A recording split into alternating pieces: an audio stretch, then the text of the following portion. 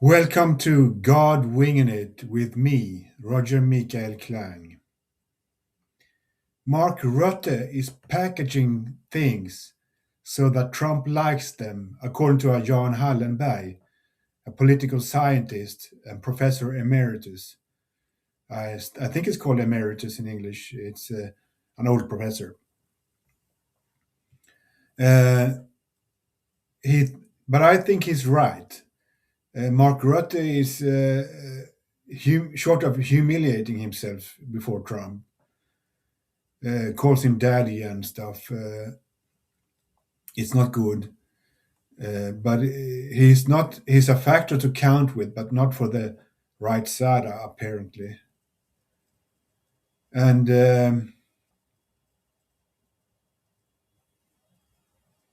mm,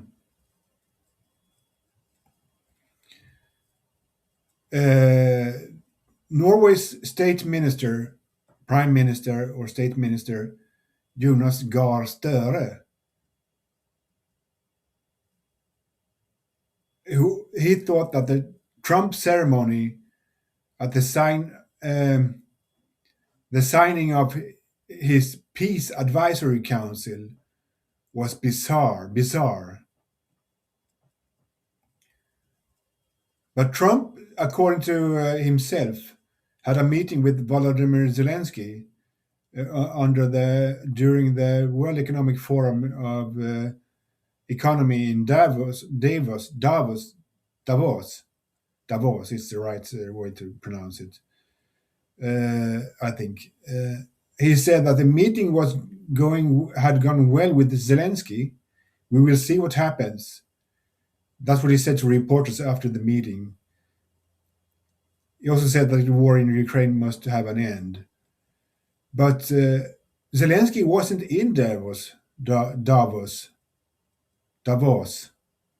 Sorry, Zelensky wasn't there, according to other sources. So I wonder what he referred to, because I guess he thought that that Zelensky was in the crowd or something when he spoke, and he didn't uh, get back to Trump in any way. So it went well, according to himself, I guess.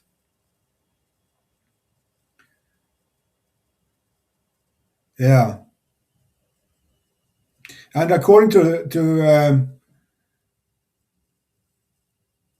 Zelensky, security guarantees are close, so that the United States will guarantee security for Ukraine. And there's going to be a three-party conversation between Ukraine, United States, and Russia about the war in Ukraine. Um, and it will be held in the United Arab Emirates.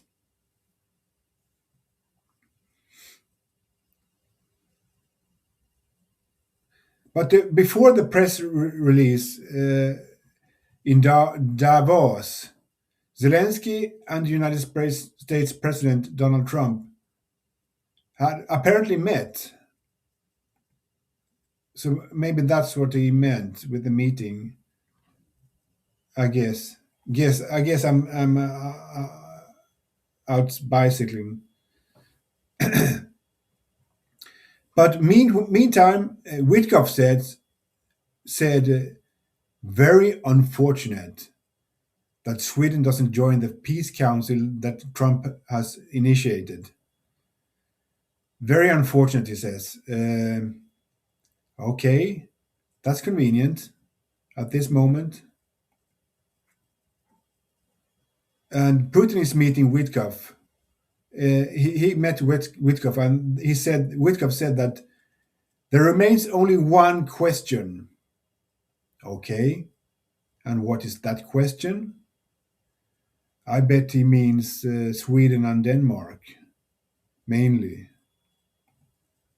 Um, because there's going to be peace in Ukraine, apparently, if Trump and Putin get along, and Zelensky can accept the deal. And I'm not saying anything about that. They're tired of war in Ukraine.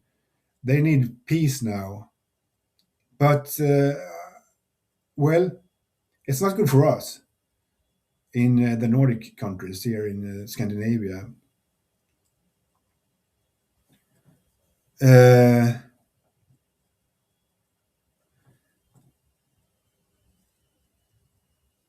the EU leaders met in Brussels for an extra meeting after an intensive week with focus on Greenland.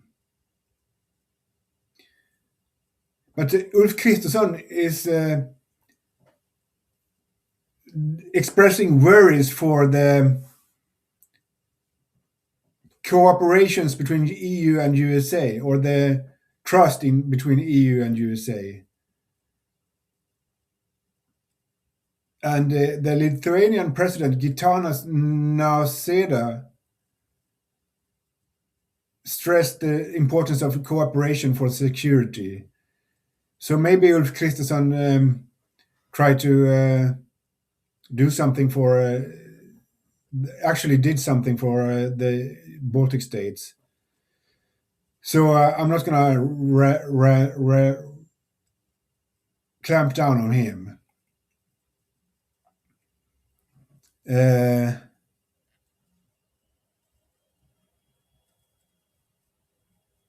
and Antonio Costas, EU's chairman, says, "We stand up for our interests. We defend against blackmail, extortion." And meantime, there's a trade war between Ecuador and Colombia. And Colombia is the country to the left of, beside Venezuela, just besides Venezuela, and nearly bordering Middle America, Central America. And it's the northwest side of South America is Colombia, and right under to the left, to the west, is Ecuador. And Ecuador's president Daniel Noboa is cooperating with the United States for some promise from Trump, I guess. Daniel Noboa from Ecuador, the president of Ecuador since 2023. He studied at the Harvard University in the year of 2020. And in the year 2022, he took an exam in political communication and strategic something from George Washington University. And he's handledare, what's that called? His supervisor, Professor Roberto Izurieta at the George Washington University, is Noboa's present current press secretary. And all this happens now that Trump is sending warships against Iran. I guess it's going to happen what I said, that he will send Tomahawk robot missiles to on Iran. So maybe also some airstrikes, but periphery, I guess, peripheral. And so he counts on that Daniel Noboa from Ecuador is going to keep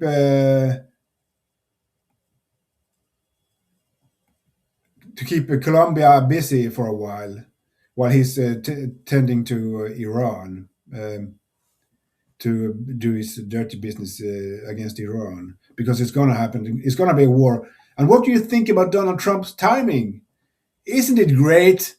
What a stupid idiot he is. This is not timing. It's something else, but it's not timing. It's the stupidest time to act against Iran in that way militarily. But anyway, that's what he will do, and we will see what happens. And in the meanwhile, if the United Nations demands a stop to the brutal oppression of Iran's people. The United Nations Human Rights Council had an extra meeting uh, regarding the protests in Iran that's practically over now. I guess they are, and that's why I say that Trump's timing is so off. It's incredible. He's so stupid. But anyway, the UNHRC, United Nations Human Rights Council, consists of 47 member states who is elected by a General Assembly for 3-year mandatorial periods. Uh, and it's known for including democracies, but also authoritarian states like the United States, China, Cuba, Saudi Arabia. Well, what more can I say? So it's something that's the United States is behind, and it's coming right now. A little bit off in time, but what you're gonna do if you're Donald Trump? You just do your shit. And the Social Democrats in Sweden want a multinational amphibious battalion on Gotland. They're suggesting it anyway, but I don't think we should concentrate on how to defend Sweden best.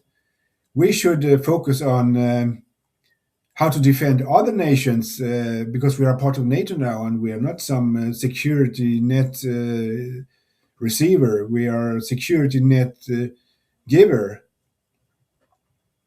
And we will protect nations like the Baltic states, Finland, Ukraine if we can. But it's not possible since they're in the middle of a war. But other NATO countries like the Baltic states and Finland and Denmark uh, and Greenland, we're going to protect them as good as we can and help protecting them anyway. We can't do everything by ourselves, but we will do our best. So I don't think that's a good idea to focus on right now. We're not a net receiver of security. We're a net giver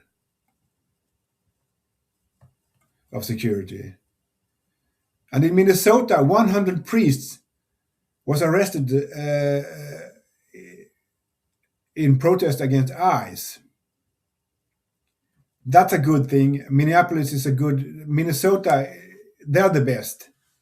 I really like them. Minnesota and the Democrats still hold their flag high. They're not in for a kingdom, in it for a kingdom. So they did a good thing. And well, wait a minute here. I think I'll stop there for today. Roger and out.